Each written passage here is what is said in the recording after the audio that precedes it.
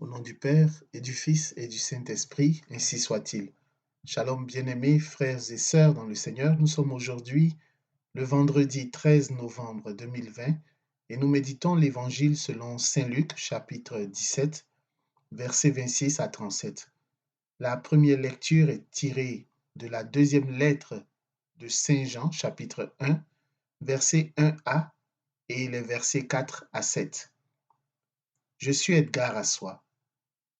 La voix de celui qui crie dans le désert te dit aujourd'hui, es-tu prêt pour le jour J?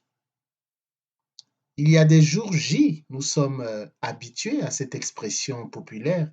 Il y a des jours J dont nous connaissons la date et pour lesquels nous ne ménageons aucun effort pour que ces jours nous trouvent prêts. Nous ne voulons pas être surpris.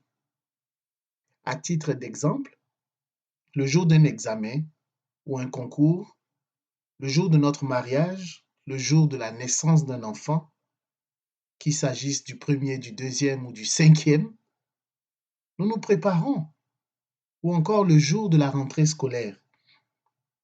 Quand bien même le jour de la naissance d'un enfant, euh, il est possible d'ignorer la date exacte, mais nous nous préparons. Nous avons la capacité de nous préparer et d'être fin prêts pour que ce jour ne nous surprenne pas.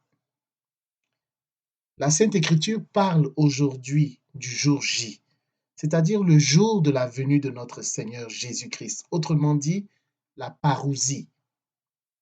C'est une vérité fondamentale, essentielle de notre foi. Nous ne connaissons ni la date, ni l'heure de ce jour, mais Jésus nous exhorte à nous préparer pour l'avènement de ce jour.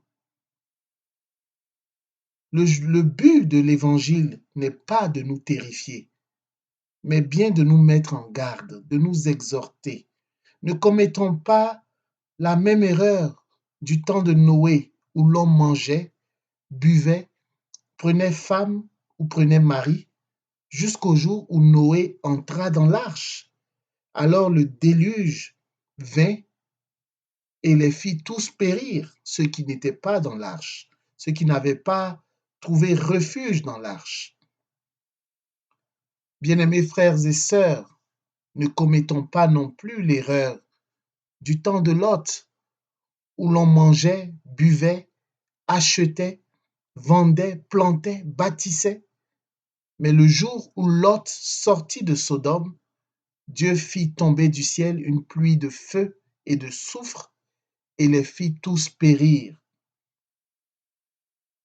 Même fin dramatique, tragique qu'à l'époque de Noé. Le jour J, la parousie sera comparable à ces deux événements. Il n'est pas question ici pour Jésus de condamner les occupations humaines auxquelles nous nous adonnons. Il est normal d'avoir des projets, il est normal de travailler, il est normal d'acheter des terrains pour ceux qui le peuvent. Il est censé de faire ces choses.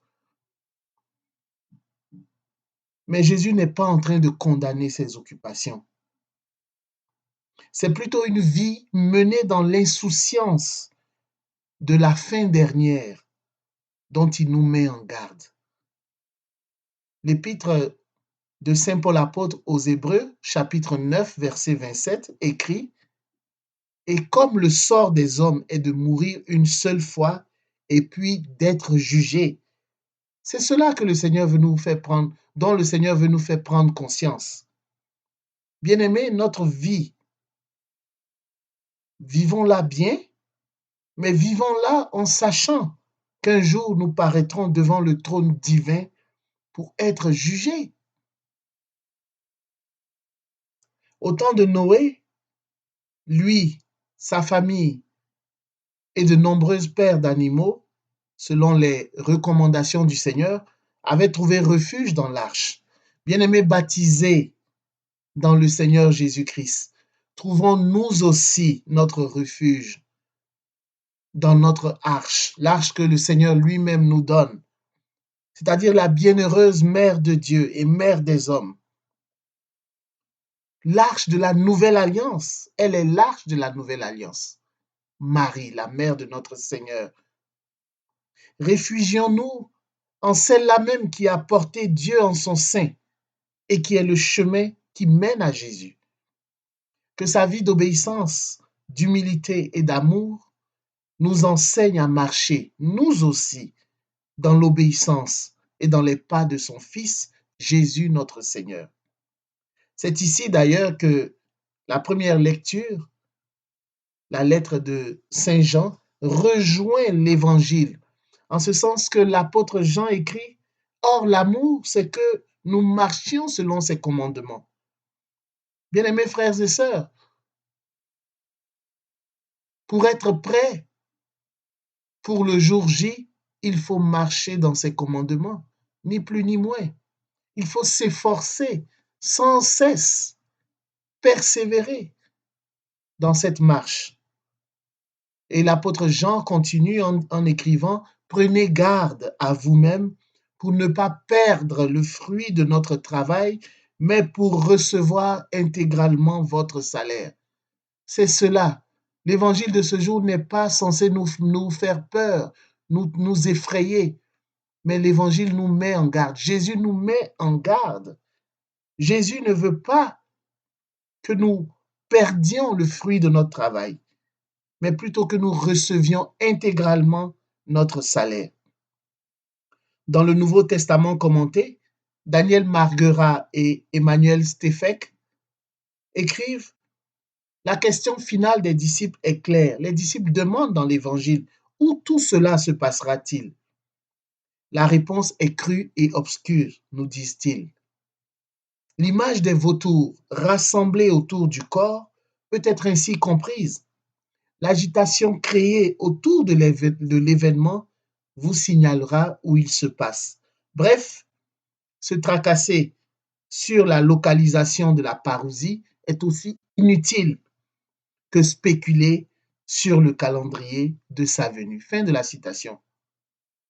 Le plus important, ce n'est pas de savoir où cela va se passer ou bien quand cela va se passer. Le plus important, c'est de se préparer aujourd'hui, dès aujourd'hui. Aujourd'hui, si tu entends cette parole, n'endurcis pas ton cœur. Il est temps de changer. Il est temps de prendre une décision ferme, de marcher selon les commandements de Jésus. L'apôtre Paul déclare d'ailleurs au crépuscule de sa vie, en 2 Timothée 4, 6 à 7, il nous dit, « Moi, en effet, je suis déjà offert en sacrifice. Le moment de mon départ est venu. J'ai mené le bon combat. J'ai achevé ma course.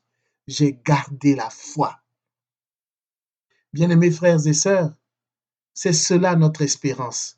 Et ma prière pour chacun de vous et chacun de nous aujourd'hui est que non seulement nous mourions dans le Christ, mais que nous ressuscitions également avec le Christ. Mourir dans le Christ et ressusciter avec le Christ. Telle est ma prière pour chacun de nous. Puissions-nous, nous aussi, par la grâce sanctifiante de l'Esprit Saint, travailler à notre salut pour être pris et non laissés au jour J, le jour de la venue de notre Seigneur. Au nom du Père et du Fils et du Saint-Esprit, ainsi soit-il.